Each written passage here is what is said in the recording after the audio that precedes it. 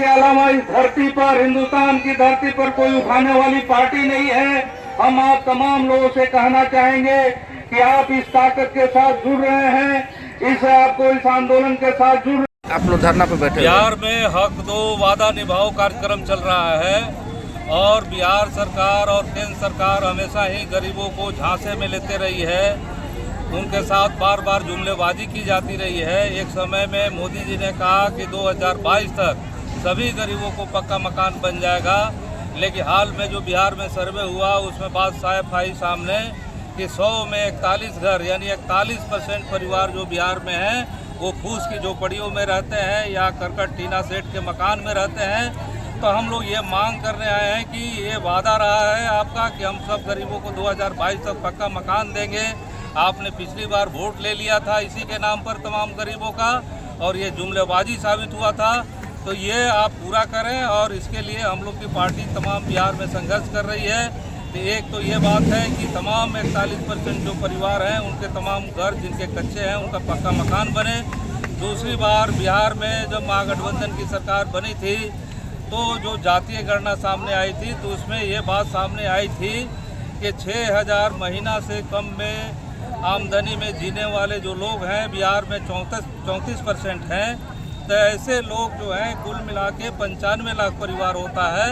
तो ये 95 लाख परिवारों के लिए हम लोग की पार्टी जो भाकपा माले है उसको विधानसभा में हम लोगों ने, हम तमाम विधायकों ने और सड़कों पर भी हमारी पार्टी ने आंदोलन के माध्यम से ये बात रखा था कि यदि 95 लाख परिवार बिहार में गरीब हैं तो उनको आवास भूमि की दिक्कत है, तो वैसे तमाम लोगों को आवास भूमि दी जाए।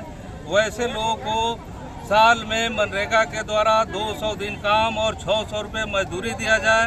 तमाम गरीबों के जो वैसे लोग हैं उनके पक्का मकान बना दिया जाए, उनके पढ़ाई लिखाई की मुफ्त व्यवस्था की जाए, उनका बिजली बिल माफ़ किया जाए। यहाँ उपस्थित लाल बाबू जी, तमाम उपस्थित साथियों, यहाँ उपस्थित माताओं बहनों, आज इस चिलचिलाती धूप में आप काम करते हैं तो हम लोग के लिए बहुत ही चिंता की बात नहीं है। लेकिन हम ये कहना चाहेंगे कि आज आप लोग जिस बड़े पैमाने पर बड़ी संख्या में आप लोग यहाँ शामिल हुए, 2 महीने 3 महीने और आगे बढ़ाया गया है। कैसा लगता है सर्वे से क्या आम जनों को, लोगों को, गरीबों को फायदा होगा? अब ये देखिए सर्वे जो है ये पूरा यथा स्थिति को बनाए रख करके और भू माफियाओं को, जमींदारों को लाभ पहुंचाने के लिए है। हम लोग की सर्वे में ये मांग है कि यदि कोई जहां जमीन पर बसा हुआ है गरीब, तो भारत में 1950 के बाद जब जमींदारी उन्मूलन हो गया तो ये घोषणा थी कि जो जिस जमीन पर बसा हुआ है उसको उसकी ज़मीन का कागज़ दे दिया जाएगा, लेकिन जो जहां बसा हुआ है उसको मालिकाना हक नहीं दिया गया। और इस सर्वे में भी ये सीधे तौर पे कहा जा रहा है कि जो जहां बसा हुआ है उसमें अगर उसके पास कागज़ नहीं है, उसका कोई खतियान नहीं है, तो उसको अवैध दखलकार लिखा जाएगा। यदि कोई आम गैर मजरूआ इससे लाभ मिलेगा हम लोगों को।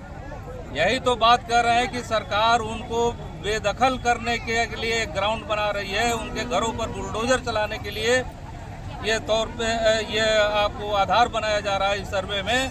तो हम लोग ये साफ कहना चाहते हैं कि जो सरकार गरीबों पर बुलडोजर चलाना चाहती है तो आने वाले किसी चुनाव में सरकार का पर जो है गरीबों का बुलडोजर चला दिया। जो भाजपा की यहाँ नीतीश सरकार है उसने कहा कि हम गरीबों को 2-2 लाख रुपया दे देंगे, उससे वो छोटे मोटे रोजगार करेंगे।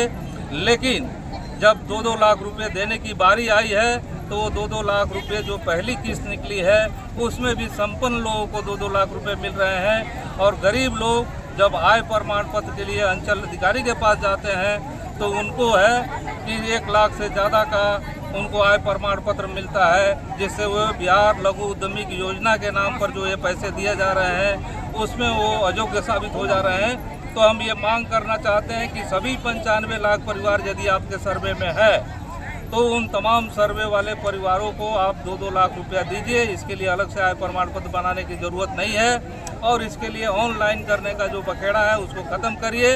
आप है तो तमाम पॉलिटिकल पार्टियों के करकर्ता जुट जाते हैं, लेकिन गरीबों के हक अधिकार की बात होती है, गरीबों के साथ कोई सुख दुख की घटना होती है तो उनको कोई पूछने वाला नहीं होता है। और इसलिए आज से बिहार के जो